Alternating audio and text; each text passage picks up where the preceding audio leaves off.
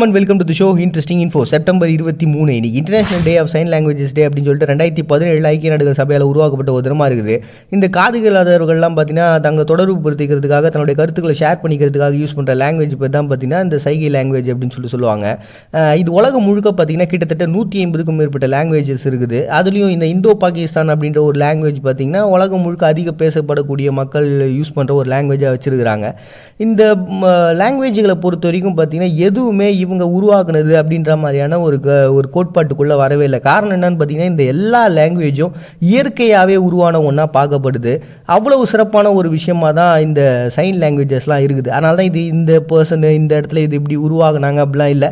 But இருந்தாலும் இப்போ அதை பயிற்சி வைக்கிறதுக்காக அதை சொல்லித்தரதுக்காக நிறைய இடங்கள் இருக்குது. அப்படி இருக்கக்கூடிய அந்த இடங்களில் வேலை செய்கிறவங்களையும் அட் த சேம் டைம் இந்த சைன் லாங்குவேஜஸ் மூலமாக தங்களுடைய கருத்துக்களை அவங்க பகிர்ந்துக்கிறாங்களே அதை கொண்டாடணுன்றதுக்காக உருவாக்கப்பட்ட ஒரு தினமாக தான் international day of sign languages அப்படின்னு சொல்லிட்டு செப்டம்பர் 23 ஐக்கிய நாடுகள் சபையால் உருவாக்கப்பட்ட தினத்தை செலிப்ரேட் பண்ணுறாங்க. நெக்ஸ்ட் இன்னைக்கு ஹோலோகாஸ்ட் மெமோரியல் டேன்னு சொல்லிட்டு லித்வேனியாவில் ஒரு டேங்க. இது வந்து அந்த ஜெர்மனுடைய படைகளானது லித்வேனியாவை 1939 வில்னா கெட்டோன்ற பிளேஸை வந்து ஆக்கிரமிச்சிடுறாங்க.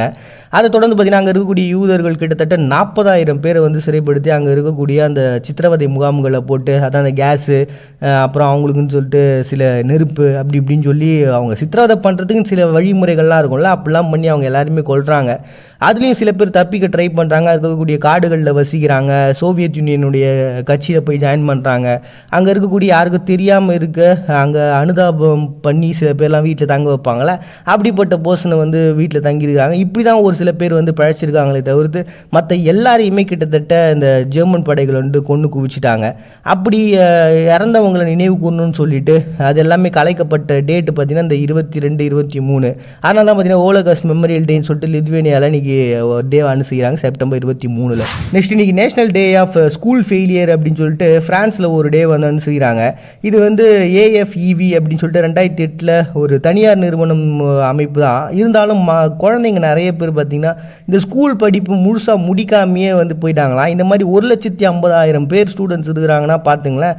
இது இவ்வளோ பெரிய மாணவர்களுடைய எண்ணிக்கைன்றது ஏற்றுக்க முடியாத ஒரு கான்செப்ட்ன்றனால தான் பார்த்தீங்கன்னா இதுக்குன்னு ஒரு தனியார் அமைப்பு உருவாகி அந்த ஸ்கூலினுடைய படிப்பை முடிக்கணும், அந்த ஒரு சர்டிஃபிகேட்டை நீங்கள் வாங்கினா தான் அடுத்த கட்டத்தை அந்த கிராஜுவேட்டுன்ற ஒரு கான்செப்டை உங்களால் அடைய முடியும் அப்படின்னு சொல்லிட்டு மாணவர்களுக்கு உத்வேகத்தை கொடுத்து அடுத்த கட்டத்துக்கு அவங்க நகர்த்துறதுக்கான எல்லா முயற்சிகளையும் பண்ணக்கூடிய ஒரு நாளாக அவங்களுடைய எஜுகேஷனுக்கு ஹெல்ப் பண்ணுறதுக்கான ஒரு நாளாக தான் பார்த்தீங்கன்னா national day of school failure அப்படின்னு சொல்லிட்டு ஒரு டே அனுசரிக்கிறாங்க செப்டம்பர் 23 பிரான்ஸ்.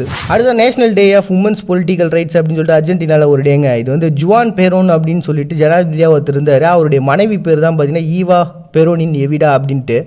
1946 52 கிடைப்பட்ட காலத்திலே இவருடைய ஹஸ்பண்ட், அதாவது இந்த ஈவா பெரோனின் எவிடாவுடைய ஹஸ்பண்டு ஜனாதிபதியாக இருந்த சமயத்தில் இவங்களும் சேர்ந்து மக்களுக்கு சில உதவிகள்லாம் பண்ணுறாங்க, நிறைய விஷயங்களுக்கு ஆதரவும் தெரிவிக்கிறாங்க. இது மக்கள் மத்தியிலே உங்களுக்கு பயங்கரமான ஒரு சப்போர்ட்டை கொடுக்குது. அதை தொடர்ந்து இந்த வாக்குரிமை அப்படின்ற ஒரு கான்செப்ட்டுக்கு இவங்க பயங்கரமாக சப்போர்ட் பண்ண ஆரம்பிக்கிறாங்க. ஏன்னா பெண்களுக்கும் வாக்குரிமைன்றது ரொம்ப இன்றியமையாத ஒன்று இல்லையா.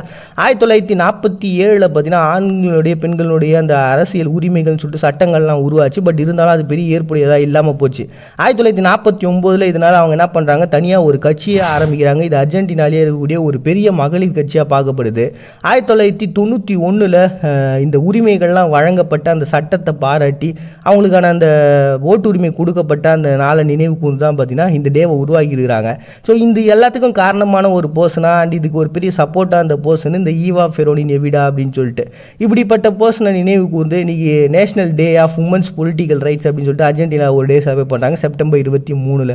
அடுத்ததான் national day of Saudi Arabia அப்படின்னு சொல்லிட்டு ஒரு டேங்க. சவுதி அரேபியாவை பொறுத்த வரைக்கும் 1744 முகமது ஈஃபின் அப்தல் வஹாப் அப்படின்ற ஒரு பர்சனு இவங்க வந்து சவுத் ஹவுஸ் அப்படின்னு சொல்லிட்டு அந்த பகுதியை வந்து ஆள ஆரம்பிக்கிறாங்க. அதை தொடர்ந்து 1818 வரைக்கும் அது நீட்டிக்கிட்டு அதை தொடர்ந்து எகிப்து ஒட்டமோன் பேரரசு படையெடுத்து வராங்க.